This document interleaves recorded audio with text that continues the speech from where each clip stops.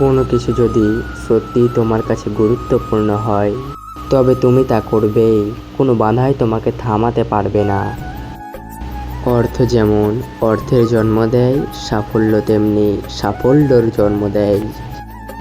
কেউ কেউ খুব মাস্ট কিংবা দক্ষ হতে পারে, কিন্তু তারা যদি বিশ্বাস না রাখে তাহলে তারা কঠোর পরিশ্রমে আগ্রহী হয় না। মানুষের জন্ম হয় সফলতার জন্য, ব্যর্থতার জন্য নয়। বন্ধু, ব্যর্থ হওয়ার নানা উপায় আছে, কিন্তু সফল হওয়ার উপায় একটাই। যেখানে পরিশ্রম নেই সেখানে সাফল্য নেই।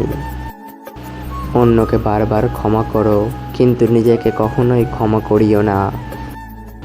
আপনি যদি গরিব হয়ে জন্ম নেন তাহলে এটা আপনার দোষ নয়, কিন্তু যদি গরিব থেকেই মারা যান তবে সেটা আপনার দোষ। এই ঝলমলে রোদ যতদিন হাসবে, এই পাখির কলাকলি, এই গাছের পাতায় হাওয়ার দোলায় ঝিরিঝিরি শব্দ যতদিন আমি শুনব, ভোরের খোলা হাওয়ার বুক ভরে শ্বাস নিতে পারবো। কি করে আমি জীবনকে ভালোবেসে না থাকতে পারি? জীবনে সফল হতে চাইলে দুটি জিনিস প্রয়োজন, জেদ আর আত্মবিশ্বাস। একজন সফল যোদ্ধা হলো একজন সাধারণ মানুষ যে অন্যদের চেয়ে বেশি মনোযোগী। সফল হওয়ার চেষ্টা করার বদলে দক্ষ হওয়ার চেষ্টা করো, সাফল্য এমনি আসবে। পৃথিবীতে এমন কোনো হতাশা আসেনি যা আশাকে পরাজিত করতে পারে। যতক্ষণ জীবন আছে ততক্ষণ আশা আছে।